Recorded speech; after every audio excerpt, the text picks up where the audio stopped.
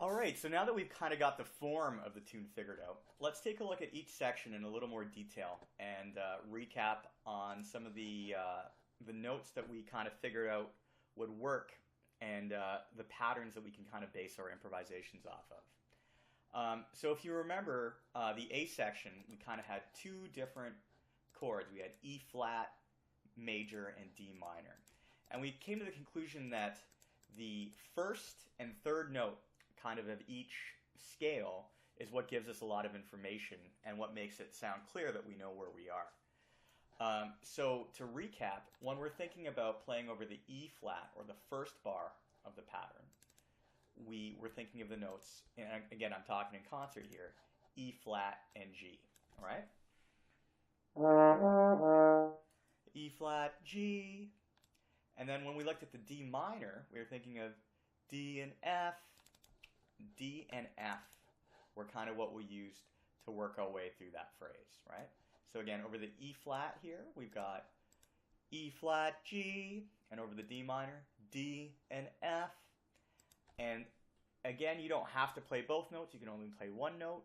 The very first thing we did was just play on one note. So again, that's kind of what we're going to be using on the A section as we move between those two chords, and we're thinking of doing stuff that's really simple and rhythmic and stuff that people can copy. And so that already gets us through 75% of the tune, because if you think about it, this tune is A, B, A. So 3/4 of this whole tune are just those two patterns or those two sets of notes going back and forth. All right, now let's talk about the bridge here, the B section. Now, we figured out that the B section, just like the other sections, is 8 bars long, and that we have kind of 2 bars of each chord.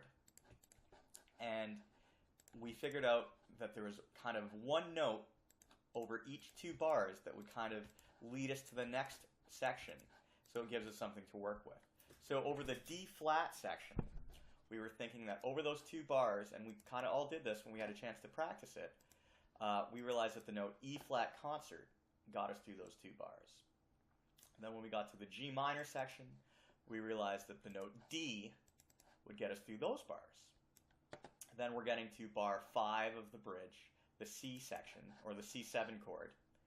We had the note D, and then finally we come to the note, the last 2 bars, which is the chord F, and we come to the note C there.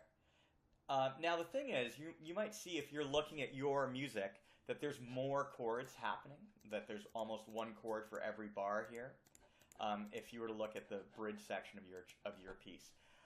What we've done again is simplify things. So if you're in the rhythm section, you can get away with playing what's on the page, but it would also be helpful if you could play through these kind of simpler changes. And if you're a horn player or someone who's taken a solo, remember that these notes, if you think of them as happening 2 bars at a time, will get you through that section. All right? So there's all the information you need to that basically recaps what we talked about. And now the best thing that we can do now is you're going to have a link to another video, which is basically a few times through the form. You're going to actually hear the chords being played, and you can see if you can put everything into practice, so that when you end up playing with each other, you'll know where you are and you'll be able to make some musical fun solos happen. All right, happy practicing. Best of luck.